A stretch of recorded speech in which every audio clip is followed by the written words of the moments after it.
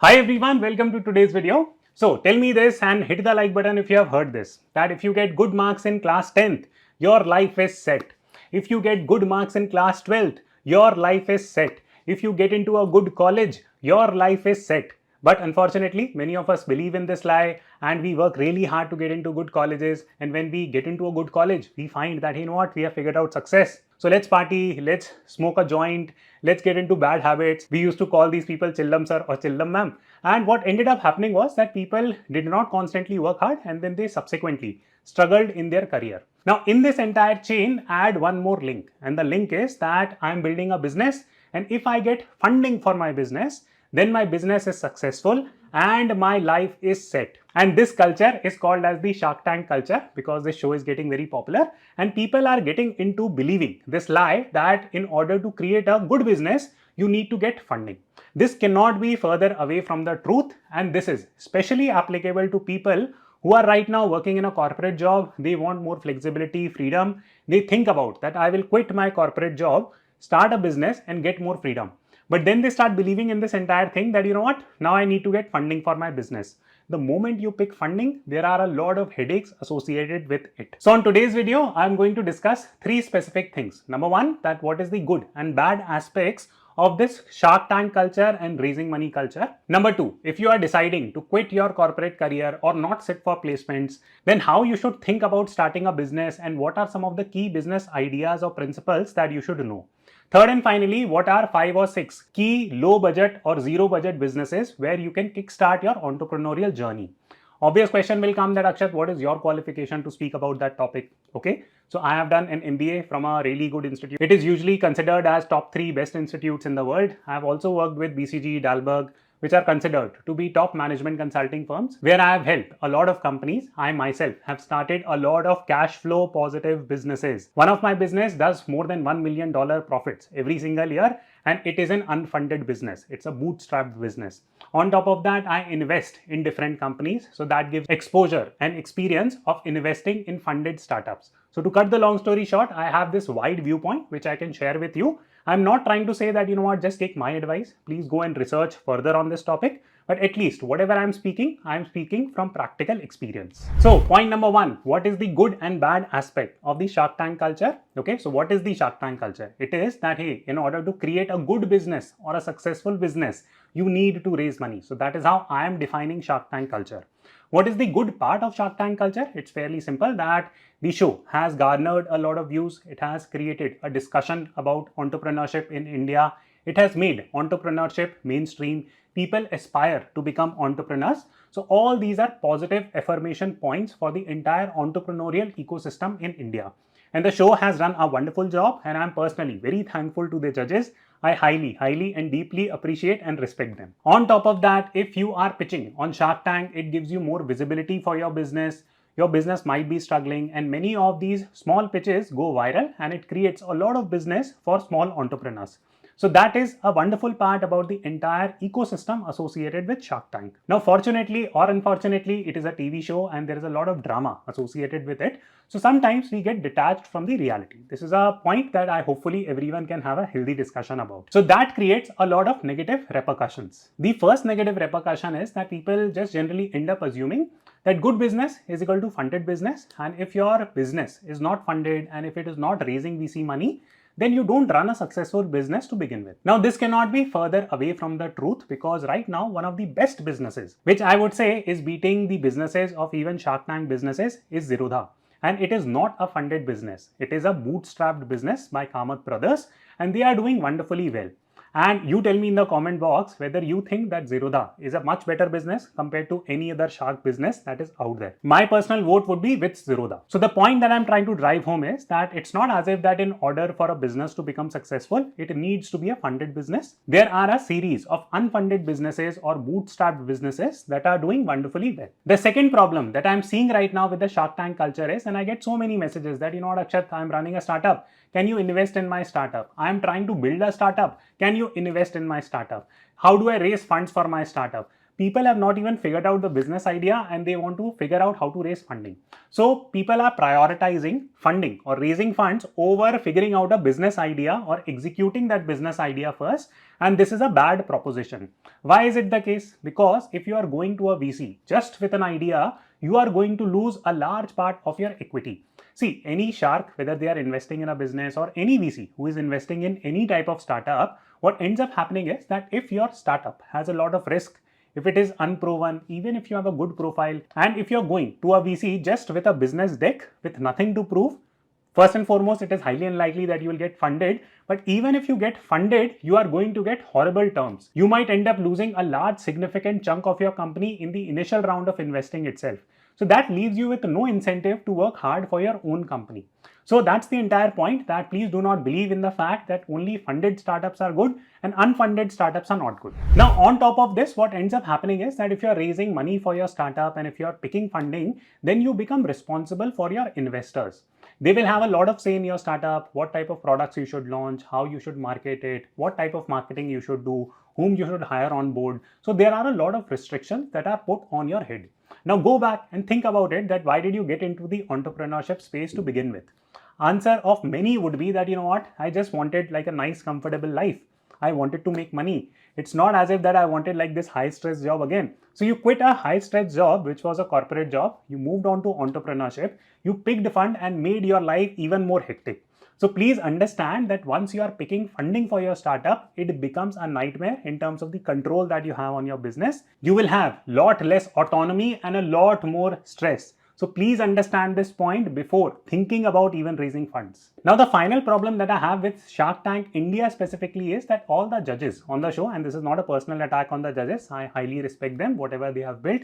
I'm just saying it as a neutral observer, that almost all the judges on Shark Tank, they run highly VC funded businesses, which is mostly loss making and focus less on profits. So without conjecturing, let me jump into the data and show you specific numbers of the businesses that are run by Shark Tank judges and how well they are doing and what type of companies they have actually built. So this data comes from Ankit Uttam. He has written a wonderful post and I will put it here also so you can check it with me. So Vinita Singh's Sugar Cosmetics currently reported a loss of INR 75 crore in 2022.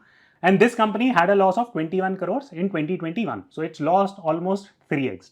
Then comes Ghazal Alag's Mamaearth. I had already done an analysis of Mamaearth's IPO game, so you can go and watch that video. It is there on the description box and you can check it out. Then Bharat's Pay loss was roughly 5,500 crores. So this is like again a very loss-making company.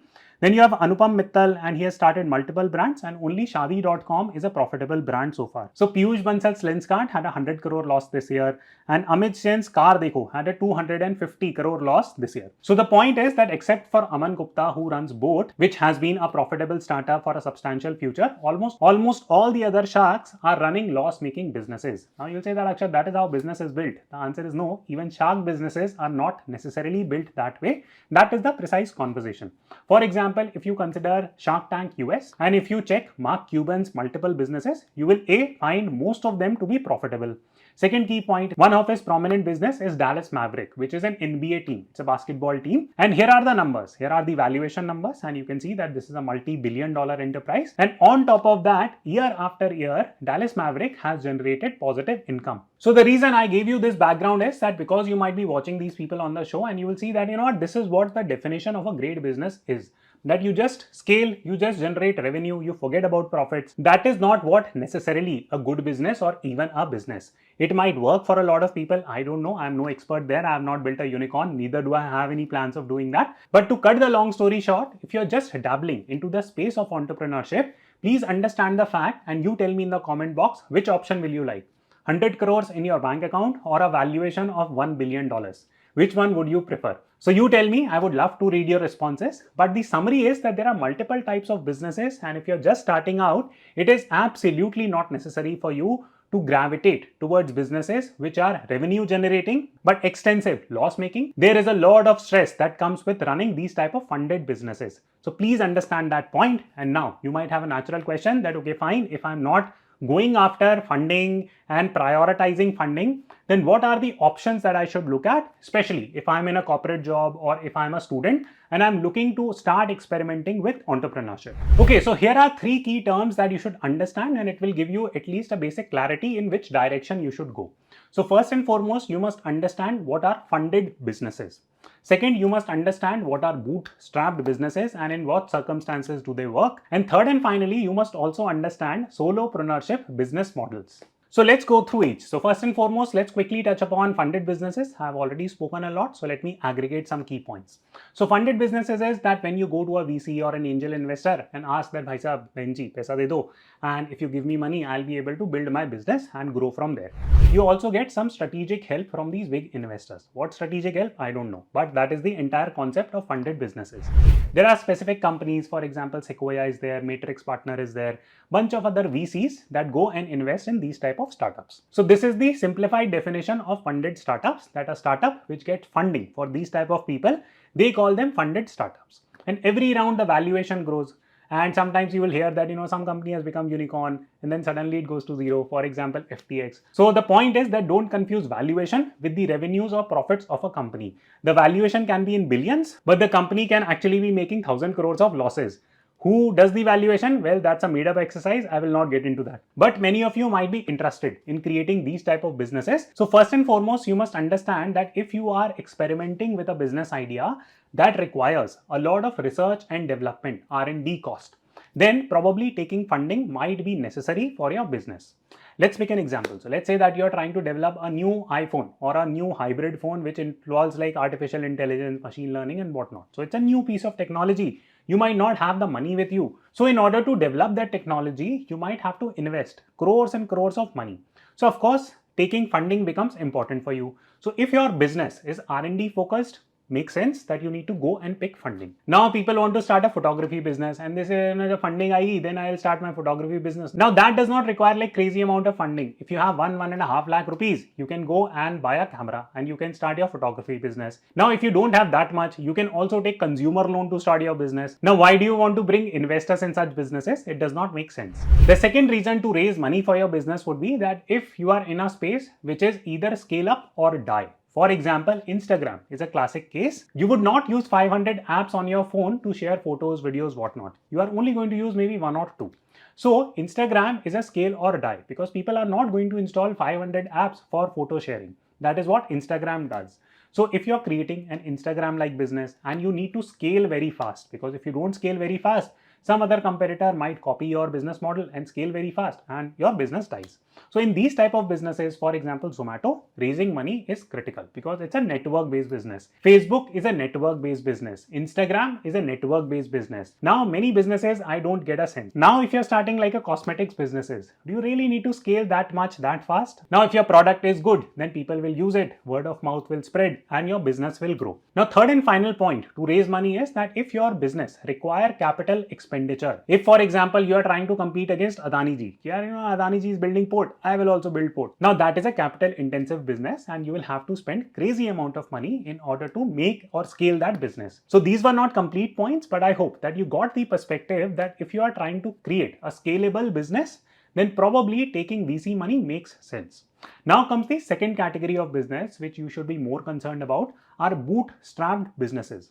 What are bootstrapped businesses? Well, bootstrapping simply means that you have your own money. Let's say that you have 1 crore rupee in your bank account. You are thinking about creating a SaaS business, which is software as a service business.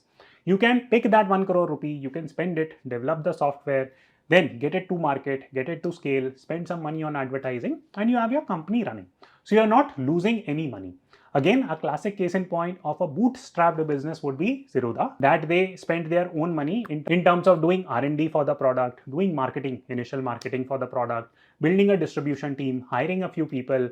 So that was a bootstrapped business that the founders used their own money in order to scale it. Now you will say that I don't have like 1 crore rupee in my account, I have 0 rupee in my bank account. So can I create a bootstrapped business? Well, theoretically, no, you can't. You can go and take a business loan and technically you will still be an owner of a bootstrapped business. So keeping the mumbo jumbo and the technical definitions aside, a bootstrapped business simply means that you're pouring in your own money.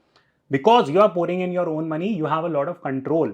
And these bootstrap businesses grow organically with time. So the team scales up from 10 people first year to 20 people next year, then 200 people in third year. That is exactly what happened with Zerodha also. Now, if you have a business idea and you are confused, कि यार bootstrap करें कि VC से funding ले ले, then it is much better to first bootstrap it, get it to a certain adoption, get a few customers, test out the product, and then finally play the Shark Tank culture. So now comes the third type of business, which is my favorite business, and this is called a solopreneur model. You might not have heard too much about it, so let me just quickly define it first, and then I will walk you through the basics. So solopreneur simply means people like me. So I am currently right now sitting in Delhi. I live in Goa. I run like a set of different businesses, and these are very asset light businesses. For example, I run a company called as Wisdom Hatch. I build a set of courses. For example, one of my course, which is on management consulting, this is what I exactly teach there. How to start a business also, how management consultants think about a business also. If you need a quick MBA, go and check out that course. You will love that course. In fact, we have recently built a community around it. You can go and interact with people, speak with them, solve cases together, solve business problems together. So it's an exciting community that we are building, and hopefully it will get to a lot of scale with your support. So back to solopreneurs. So solopreneurs are people like me. So we have a lot of flexibility in terms of wherever we want to move. We run like multiple asset light businesses. We do not have very big teams. So this is called a solopreneur model, that one person can manage an entire company. In fact, there are a series of companies that I had started individually, which were extremely positive cash flows, and I really enjoyed starting those companies.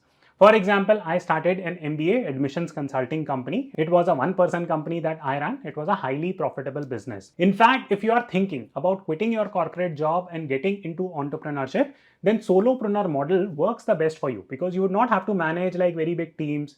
You are dependent on yourself. You have to keep yourself motivated. You can work as per your own flexible hours. There is no one dancing on your head that do this, do that, do this type of marketing, say this on social media, etc. etc. You are like a free bird enjoying your freedom. So that is what solopreneur model is. So I'm sure that you are getting intrigued that, you know what, this solopreneur model looks like very exciting, because so far I was believing in the Shark Tank culture. Now there is something more to look forward to, solopreneurship. So where do I learn about that? So please go and check out Wisdom Hatch Management Consulting course. You will learn a lot. So let me very quickly talk about 6 key businesses that you can start with zero money or no money. There is a separate video that I had made on this topic, so I'll keep this part of the discussion fairly brief.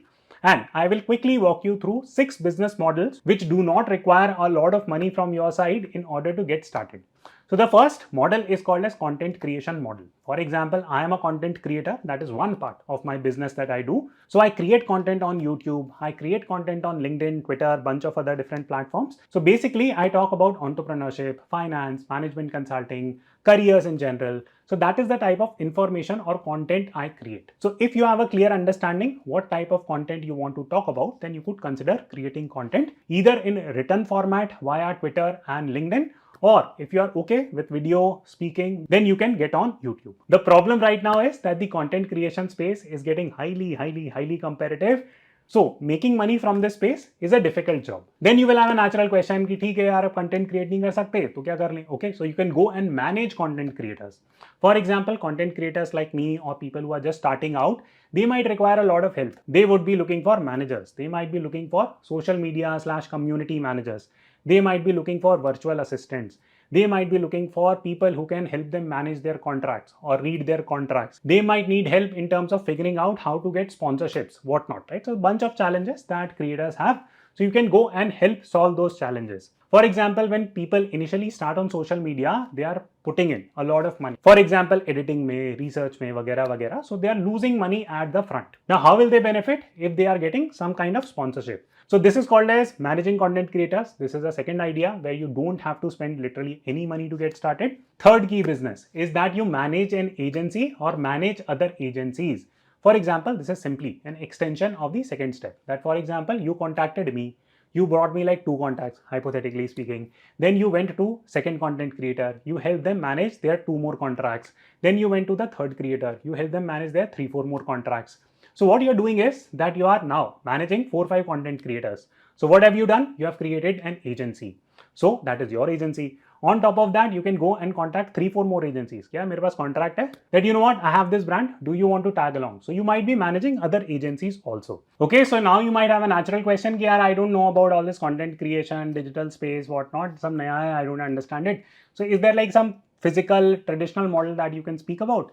Yes, so I will give you one example and then you contextualize it and put it in the comment box so other people can also benefit. Knowledge sharing is never bad. Don't think that someone will pick your idea. Okay, so let me talk about something in physical space. For example, recently I purchased a villa in Goa. Now that villa is on Airbnb or short-term holiday rentals. I have given it to a manager. Now that person is not in digital space, but he's very good in terms of managing a team, getting the house cleaned, managing everything associated with check-ins, check-out, making the guest comfortable, etc. etc. So this is a highly physical business per se. Now he manages 8 or 10 villas, and in every villa he makes at least like 25,000. So he must be making like 25 into 10, 2.5 lakh rupees every single month without knowing too much digital stuff. Did he have to spend crazy amount of money to start this business? The answer is no. Absolutely not. He did not have to buy a villa. He could organically expand. If you want, I'll bring him on my channel also and we can discuss more. But I hope you got the perspective that even physical businesses can be started without spending crazy amount of money. Now comes the fifth business model that, okay, not Akshat, I don't want to manage like Airbnb villa also, content creation bhi nahi karna. Anything else, okay, consulting. So that is one of the easier business models. For example, you might be a software engineer, you might be a management consultant, you might be some marketing guru or sales guru or distribution guru.